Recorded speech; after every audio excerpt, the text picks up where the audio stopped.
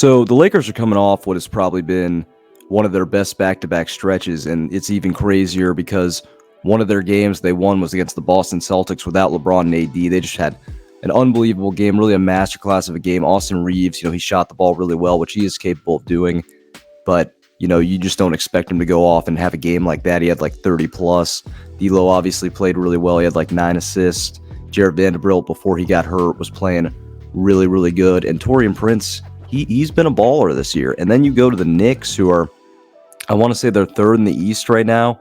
And I know you have LeBron and AD back, but you get a really quality win in New York. And this is a road stand. This is a big road stand that a lot of people are concerned about. And they've rose to the challenge and won those games. Now they're above 500.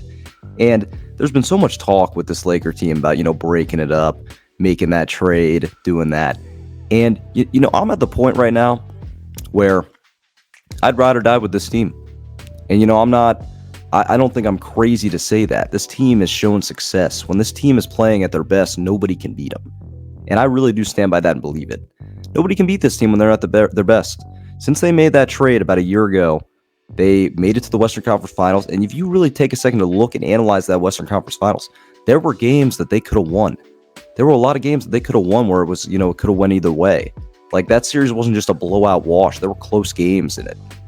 Denver was just too good that year for everybody, quite frankly. And, like I said, I think the sweep was overhyped. But then they go into the next year when the team's fully healthy, they're able to win the NBA in-season tournament.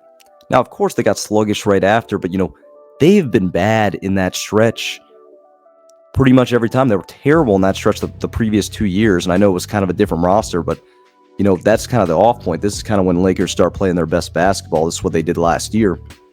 And you're really looking at this roster, and I'm sitting here saying, why would you blow it up at this point? At this point, this team right here can compete with any team in the NBA when they're playing at their best. We've seen it.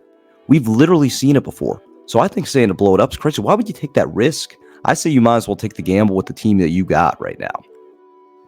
And like I said, if you fail with it, you fail with it. It's through at this point.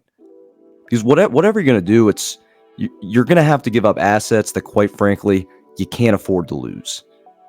And what are you going to bring in? Like I said, I don't mind the DeJounte Murray trade. But if you're going to have to give up all these picks and assets and depth, is it really even going to be worth it? For a fact that this team can compete with the best of the best. They have. They just have done it. They went through a rough stretch, yes, of course, but when this team's shooting the basketball well, nobody can beat them because you have the defensive. When they're playing their full defense, they could be a top defensive caliber team in the NBA. And when they're hitting shots, and they're a bigger team, an aggressive team, you have one of the best players in league history on your team. Just the intangibles. Anthony Davis, when he plays at his best, can be a top 5 player in the league.